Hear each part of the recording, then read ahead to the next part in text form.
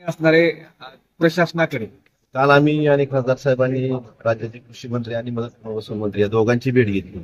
त्यांना ही गोष्ट निदर्शनास आणून दिली की 8 ऑगस्टला सोलापूर जिल्ह्यात पाऊस झाला. त्यांचं प्रशासनामार्फत बसवलं गेलं आणि त्यांचा निधी वितरित झाला. परंतु धाराशिव जिल्ह्यात 14 ऑगस्टला 10 ते 14 ऑगस्ट मध्ये जो पाऊस झाला होता जी अतिवृष्टी झाली होती त्याच्या अद्यापपर्यंत पंचनामे पूर्ण होऊन शासनाला जी मदतीची मागणी पाहिजे अबकडं या नमुन्यात जायला पाहिजे ती गेलेली नाही. त्यामुळे तात्काळ ही माहिती मागून या शेतकऱ्यांना बाकीच्या जिल्ह्यात जसा निधी आला त्याप्रमाणे निधी उपलब्ध करण्यात आला.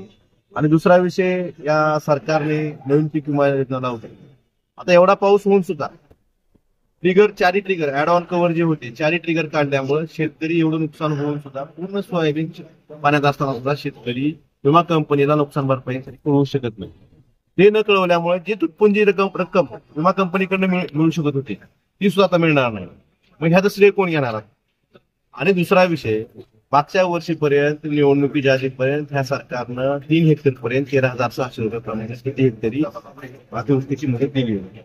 आता ती मदत वाढवायची तर लाभच, परंतु एवढं नुकसान झालं असताना सुद्धा त्यांनी 8,500 प्रमाणेच प्रति हेक्टरी मदत द्यायचं धोरण जे शासनाचं आहे हे चुकीचं आहे. एकतर विम्याची ऍड ऑन कव्हर काढल्यामुळे विम्याची मदत कुठली मिळणार नाही. त्या दुसऱ्या बाजूला 13,600 वर रक्कम कमी करून 8,500 काढली. प्रशासन या पंचनाम्याच्या बाबतीत उदासीन आहे. आता आपण बघतो प्रत्येक नदीला प्रत्येक ओढ्याला पूर आलेला आहे आणि यातून नदीनी ओढ्यांनी पात्र बदलले. शेकडो शेतकऱ्यांची जमीन खरडून गेली, ही जमीन नापीक झालेली.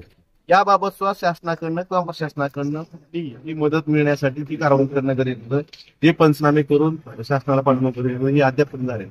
तर आम्ही कृषी मंत्री आणि मंत्र्यांना विनंती केली की ह्या सगळ्या गोष्टीचा समावेश तुम्ही या योजनेत या निकषात न अडकता. आता तुम्ही 75% आपण बघतो धाराशिव जिल्ह्यातले 75% महसूल मंडळ बसले, 25% राहिले. पण त्याच्या नजरचे महसूल मंडळ आहे. एका बाजूच्या महसूल मंडळात बसतो, बाजूच्या सगळ्या महसूल मंडळात बसतो, त्यातलं महसूल मंडळ एकत्र राहतं. कारण त्याचं स्वयंचलित हवामान केंद्र कुठं लांब असतं. त्या हवामान केंद्रावर पाऊस पडला नाही म्हणजे त्या ठिकाणी महसूल मंडळावर पाऊस पडला नाही असं नाही. आणि एकही शेतकरी धाराशिव जिल्ह्यातला शेतकरी आता नुकसानीपासून शिल्लक राहिले नाही. प्रत्येक 100% शेतकऱ्यात नुकसान झालं.